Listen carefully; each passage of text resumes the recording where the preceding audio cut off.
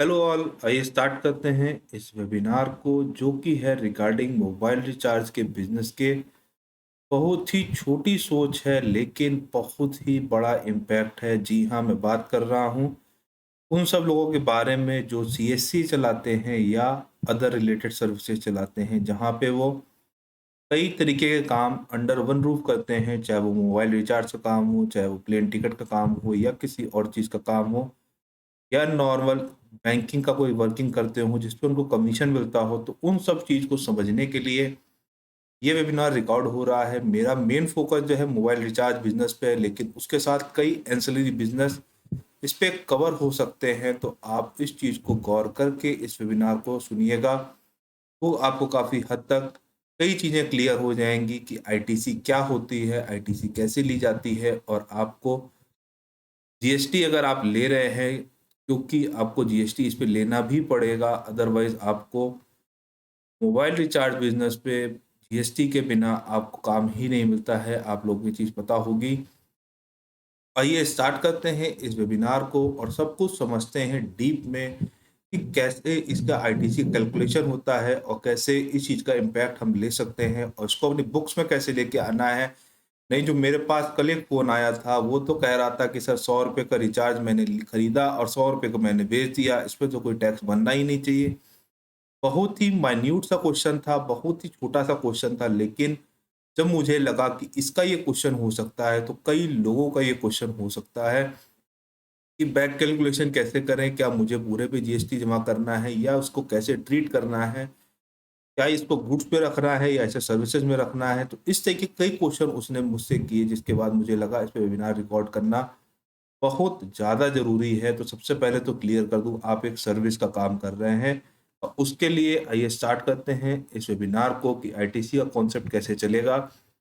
अगर आपको मेरा बताने का तरीका समझ में आ रहा हो तो चैनल सब्सक्राइब रखिए और लोगों तक प्रमोट करिए, ताकि मैं आप लोगों के साथ इसी तरह जुड़ा रहूं, इसी तरह आप लोगों का साथ मेरा बना रहे और ये प्रोफेशनल टच जो है इसी तरह कंप्लीट रहे। आइए स्टार्ट करते हैं इस वेबिनार की डीप मीनिंग बातों को। मैंने एक एग्जांपल ले रखा है, जिसके लिए एग्जांपल में मैंने दो स्टेज को कंसिडर किया है। आपको चेक करना है आप क्या है, आप डिस्ट्रीब्यूटर हैं या रिटेलर हैं। ये कंपनी तो कंपनी होती है, तो तीन स्टेज पे ही आपको दिखेगा, company to distributor, distributor to retailer, और लास्ट में रिटेलर टू कस्टमर। जो तीन स्टेज इसकी आती हैं, एक चीज को मैंने तोड़ के रख दिया है पूरा। स्टार्ट करते हैं सबसे पहले कंपनी से डिस्ट्रीब्यूटर के बारे में। कंपनी बिलिंग की 96 रुपीज में। डिस्ट्रीब्यूटर ने फ़ोन किया कंपनी को, सर मुझे 100 रुपये का रिचार्ज चाहिए, आगे रिटेलर मांग रहा है, तो उसके लिए आप मुझे 100 रुपये का टॉपअप ट्रांसफ़र करवा दीजिए।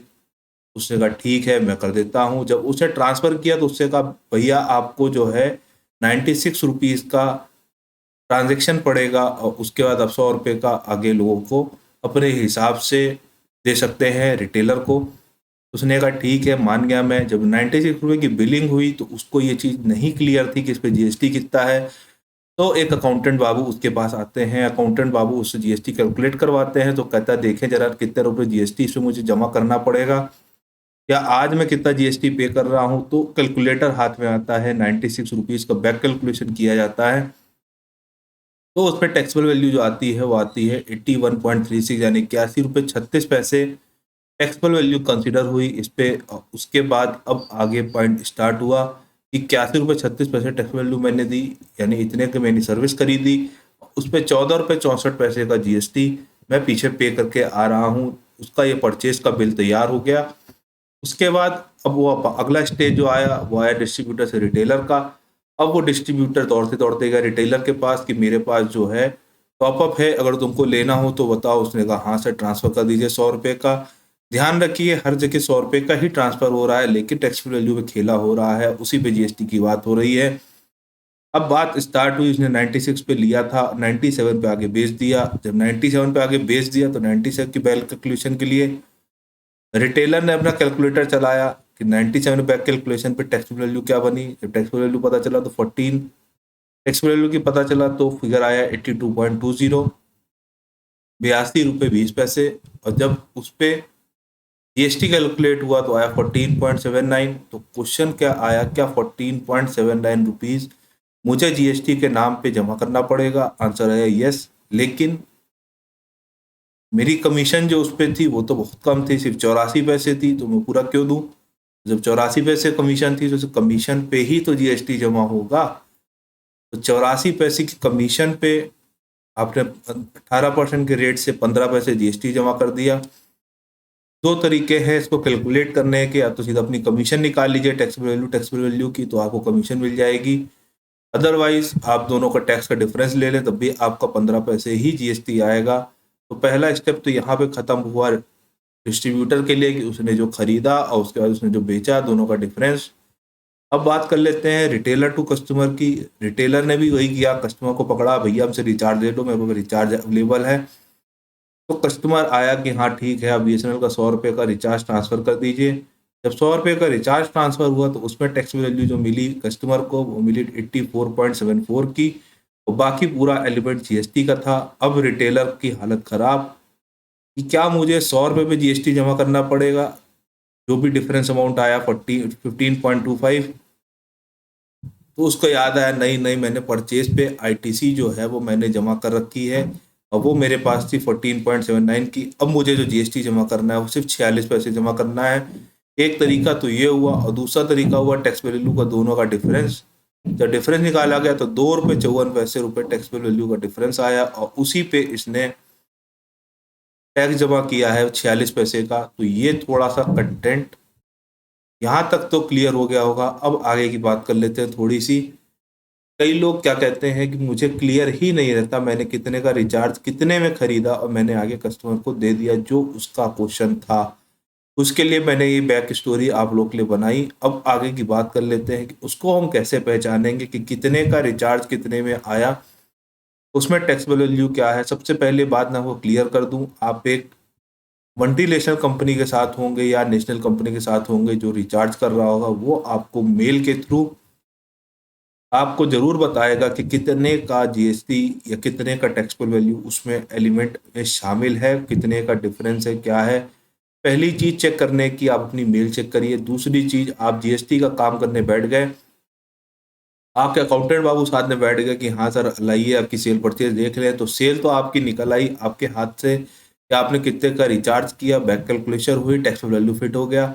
अब बात करते हैं कि आपकी आईटीसी का एलिमेंट कैसे निकाला जाए। तो उसके लिए जो आपने अपना जीएसटी रजिस्ट्रेशन की कॉपी एक अपनी कंपनी को दी होगी जहां से आपका रिचार्ज आ रहा होगा, तो उसके लिए वहां से उन्होंने आपके टूए पे यानी कि आपके जीएसटी पोर्टल पे उस परचेज को चढ़वा दिया हो गया, अपनी सेल मान के उसको अपलोड कर दिया होगा।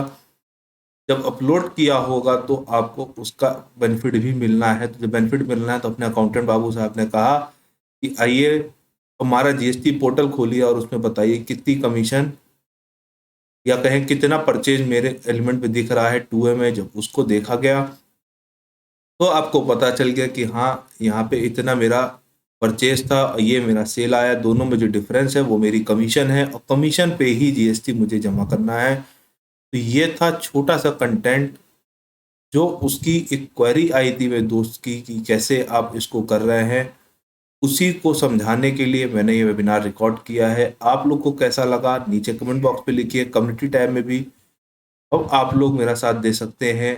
इसी तरीके का साथ मेरे साथ बनाए रखिए ताकि मैं आप लोगों के साथ इसी तरह कुछ ना कुछ छोटी छोटी बातें लेकिन बहुत मतलब की बातें होती हैं आप लोग साथ जुड़ सकूं। ये एक कमीशन का कॉन्सेप्ट मैंने आपको समझाया है, इस तरीके की कई बिजनेस हैं जो इसी तरह कमीशन कॉन्सेप्ट पे चलते हैं। तो आप लोगों को कैसा लगा वेबिनार नीचे कमेंट बॉक्स में जरूर लिखिए। तब तक यहीं को वीडियो को समाप्त करता हूँ। Till then Tata.